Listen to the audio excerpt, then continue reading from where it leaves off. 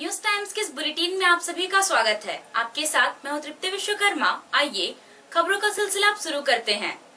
पश्चिमी सिंहभूम जिला के एशिया प्रसिद्ध सारंडा एवं पुड़ाहाट जंगल में इन दिनों लगी आग से न सिर्फ वनस्पतियों को नुकसान हो रहा है बल्कि जैव विविधता पर भी खतरा मंडराने लगा है।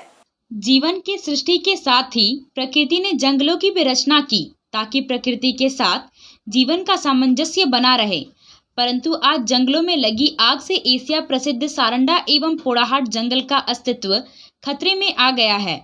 साल वृक्षों के लिए एशिया के सबसे बड़े जंगल के रूप में जाना जाने वाला सारंडा जंगल इन दिनों आग की लपटों से घिरा हुआ है।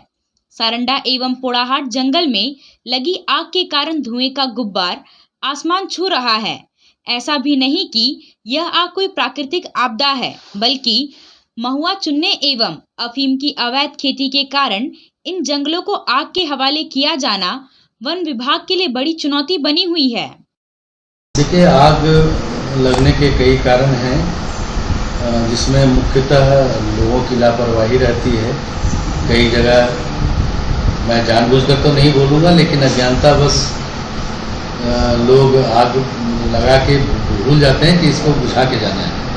खास करके महुआ फ्लावर के सीज़न में या कहीं और जहाँ खेती उती का बहुत, चूँकि साल से भरा जंगल है और उसके पत्ते गिरने का सीज़न होता है तो पूरा खेत पत्तों से भरा होता है। अब वहाँ कोई भी एक्टिविटी करने के लिए पत्तों को हटाना है तो लोग हटाने से बेहतर समझते हैं कि इसको जला दें। तो अगर कंट्रोल वार्निंग नहीं होगा तो छुटा रह जाता है और आग फैल। नेचुरल रीजन से इग्नाइट होना मुश्किल है। दो यहाँ ज्वलनशील पदार्थ है, काफ़ी पत्ता है, लेकिन हमको लगता है ग्रामीण जो हैं महुआ के कलेक्शन के कारण या कोई और कारण भी हो सकता है, जैसे अफीम की अवैध खेती, उसके कारण लोग आग लगाते हैं, फिर वो फैलता चला जाता है इधर से उधर। इन जंगलों में लगी आग न सिर्फ पेड़ पौधों को नुकसान पहुंचा रही है बल्कि जैव विविधता को भी पूरी तरह से खत्म कर रही है। जंगलों में रहने वाले जीव जंतु एवं बेजुबान जीव आग के कहर का शिकार हो रहे हैं, तो वहीं हाथी जैसे बड़े जानवर गांव की ओर भागकर इंसानों को नुकसान पहुंचा रहे हैं। इतना ही नहीं, इस आग ने जंगलों की वृद्धि को भी रोक दिया है। जंगलों में पाए जाने वाले जड़ी बूटी भी आग के कारण समाप्त हो रही है तथा जंगल की उर्वरता शक्ति भी नष्ट हो रही है। खास करके जो माइक्रो ऑर्गेनिज्म है उनका तो लगभग मौत ही हो जाता है, और जो हमारे फॉरेस्ट फार्मर कहे जाते हैं, ये बायोडाइवर्सिटी छोटे छोटे जीव जो कि हमारे लिए जंगल में मिट्टी को भुरभुरा करते हैं, तो उनका फॉरेस्ट फायर से सबसे ज़्यादा नुकसान होता है और उर्वरा शक्ति जो हमारे फॉरेस्ट की है वो घटती है और रिजनरेशन भी घटता है। की जंगल में जड़ी बूटियां होती है वो जल जाती है, और जलने के बाद जो उसमें राख बच जाता है, जो बारिश के मौसम में, पहला बारिश में खासकर, सब बह के नदी में आ जाती है। नाला से आते हुए नदी में मिल जाती है, और नदी में मिलने से क्या होता है कि मछली मर जाती है बहुत, और उसमें पानी में रहने वाला जीव जंतु से लेकर हर प्रकार के पानी का जहरीला पानी हो जाता है, उससे मर जाते हैं बहुत सारा कीड़ा मकोड़ा मछली सब। जंगलों में लगने वाली आग पर काबू पाने के लिए वन विभाग के पास जो संसाधन उपलब्ध हैं वह भी नाकाफी हैं। बहरहाल वन विभाग ने सारंडा क्षेत्र की माइनिंग कंपनियों के साथ मिलकर फायर कंट्रोल प्लान बनाकर जंगलों में लगने वाली आग को बुझाने का प्रयास शुरू किया है। वहीं दूसरी ओर ग्राम सभा और इको विकास समिति के युवाओं के साथ मिलकर जंगल में लगी आग को बुझाने तथा जंगल में आग न लगाने के लिए लोगों को जागरूक करने का भी प्रयास वन विभाग की तरफ से किया जा रहा है। लेकिन सारंडा क्षेत्र में वर्षों से खनन करने वाली कंपनियों के द्वारा अभी तक एक भी दमकल गाड़ियों की व्यवस्था नहीं की गई है और न ही अन्य तकनीकी सुविधा किया जाना कई सवाल भी खड़े कर रहे हैं।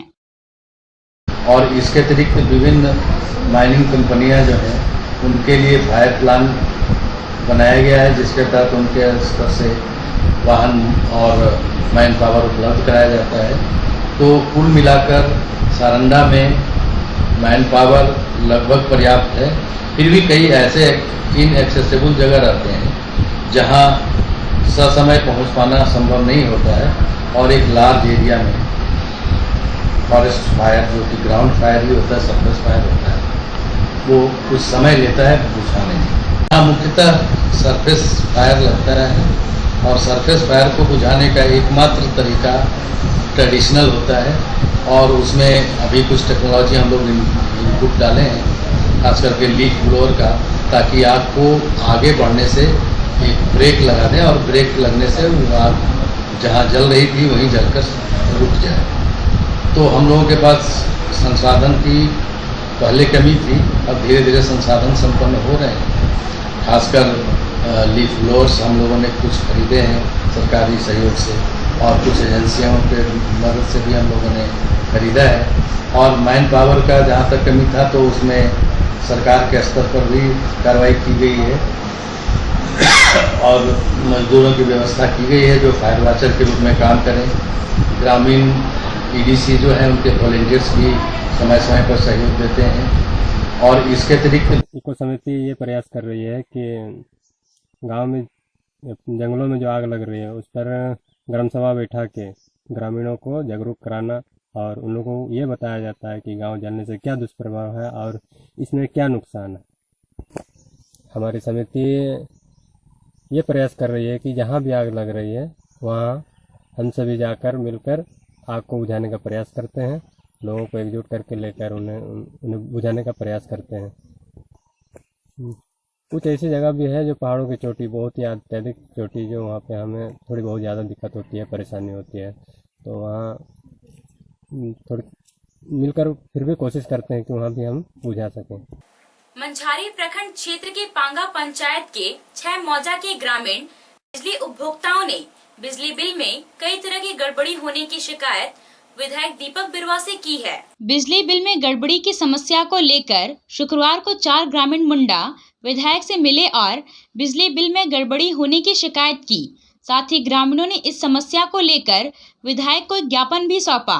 मुंडा ने बताया कि वैसे लोगों को भी बिजली बिल भेजा गया है जिनका घर नहीं है और बिजली कनेक्शन भी नहीं है। भेजा गया बिजली बिल में मीटर रीडिंग गलत है। मुंडा ने बताया कि जिनका एक बल्ब जलता है उसका भी बिल 14,000 से ज्यादा है। मुंडा ने बताया कि जांगीबुरु घाटी से डेबराबीर के बीच तार और इंसुलेटर की चोरी हो गई थी, जिसके कारण वर्ष 2019 नवंबर तक विद्युत आपूर्ति ठप थी। उपभोक्ताओं ने विधायक से नवंबर 2019 से वास्तविक बिजली बिल उपलब्ध कराने का आग्रह किया है। अंधविश्वास और नीम हकीम के चक्कर में पड़ने से मुफस्सिल थाना क्षेत्र के बंको गांव निवासी 25 वर्षीय महिला लुद्री बोईपाई को दायां पैर गंवाना पड़ सकता है। महिला शादीशुदा है और एक बच्चा भी है। महिला को शुक्रवार के दिन इलाज के लिए सदर अस्पताल लाया गया था, जहां पर चिकित्सकों ने प्राथमिक उपचार के बाद बेहतर इलाज के लिए जमशेदपुर रेफर कर दिया। महिला का पैर पिछले 5 दिन पूर्व जंगल में पत्ता तोड़ने के दौरान भालू के डर से भागने के क्रम में टूट गया था। महिला का उपचार गांव में ही पूजा पाठ कर एवं नीम हकीम के द्वारा जड़ी बूटी का लेप लगाकर कराया जा रहा था। 3-4 दिन के बाद जब पट्टी खोली गई तो उसका पैर की मांस पूरी तरह गल चुकी थी। टूटे हुए हड्डी बाहर निकल आया है। गांव के एक सामाजिक कार्यकर्ता को इसकी जानकारी हुई तो शुक्रवार को इलाज के लिए सदर अस्पताल लाया गया। घटना के संबंध में बताया गया कि महिला पास के जंगल में पत्ता तोड़ने के लिए गई थी। पत्ता तोड़ने के दौरान जंगली भालू को सामने आता देख वह जान बचाकर भागने लगी। इसी दौरान ऊंचे नीचे पत्थरों और झाड़ियों के बीच पैर फंसने के कारण दाहिना पैर टूट गया। बड़ा जामदा गांव निवासी 19 वर्षीय शादीशुदा महिला चुम्बा सोरेन की मौत आग से झुलसने के कारण हो गई।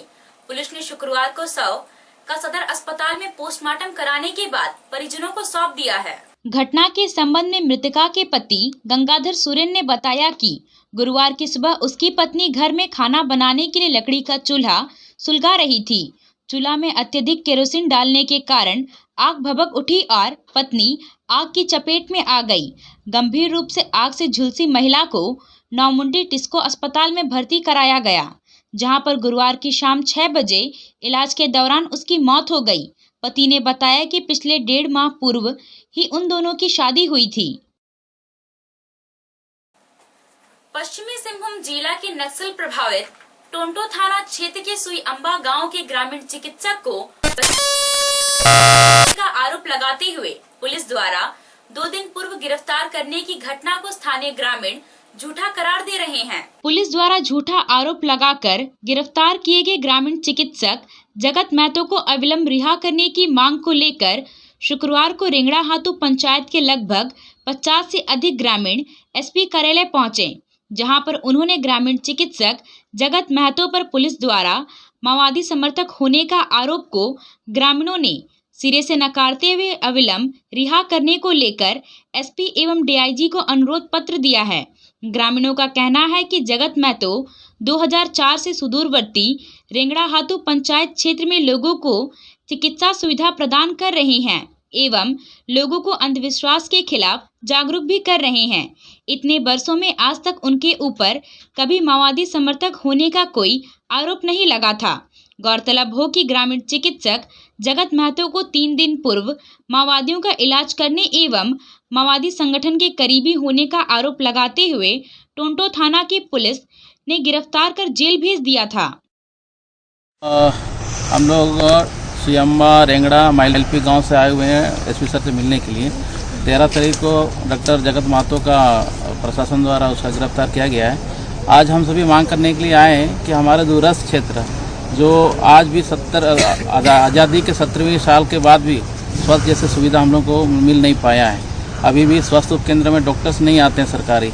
यही एक जगत महतो जी जो डॉक्टर हैं सुयम्बा के, हम सभी के लिए ये एक भगवान के रूप में कार्य कर रहे थे। सुयम्बा माइलपी पुरना पानी इसी के भरोसा, पूरा रेंगड़ा हातू पंचायत इसी के भरोसा हम लोग हैं।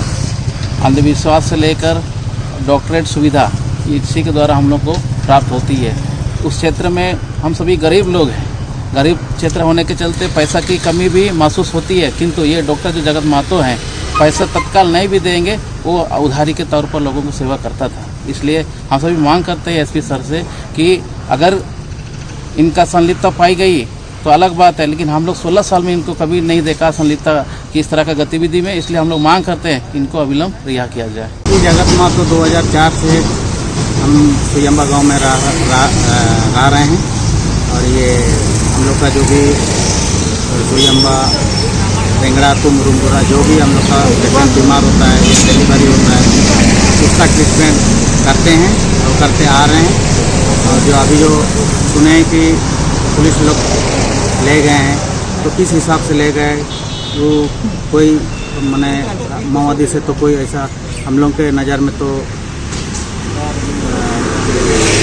कोई ये नहीं है, जुड़ा हुआ तो नहीं है।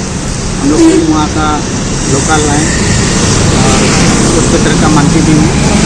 मेरे नज़र में ऐसा कोई कांड तो है नहीं। जगत महतो हमारे साथ में 16 साल से रहते आ रहे हैं सुयम्बा गाँव में और वो माओवादी के संपर्क में नहीं और उसको झूठो मोटो में आरोप लगा के माओवादी के संपर्क में आके बोला है पुलिस ने। पुलिस हमारा यही मांग है कि उनको रिहा कर दे। पश्चिमी सिंहभूम जिला मुख्यालय चाईबासा शहर से 6 किलोमीटर दूर असुरा गांव में कोरोना महामारी से बचाव को लेकर ग्रामीण चिकित्सक कोरोना से बचाव को लेकर कई बिंदुओं पर चर्चा की गई। असुरा उच्च विद्यालय में WHO की सर्विलांस अधिकारी डॉक्टर सुमन कंडुलना की अध्यक्षता में कोरोना महामारी से बचाव को लेकर ग्रामीण चिकित्सकों के साथ बैठक हुई। बैठक में ग्रामीण चिकित्सा संघ के केंद्रीय सचिव डॉक्टर जे सारंगी के अलावा ग्रामीण चिकित्सक मौजूद थे। बैठक में पोलियो, मिजल्स और सैनिटाइजेशन वर्कशॉप का आयोजन करने का निर्णय लिया गया। बैठक में कोरोना महामारी से बचाव और सुझाव पर चर्चा की गई।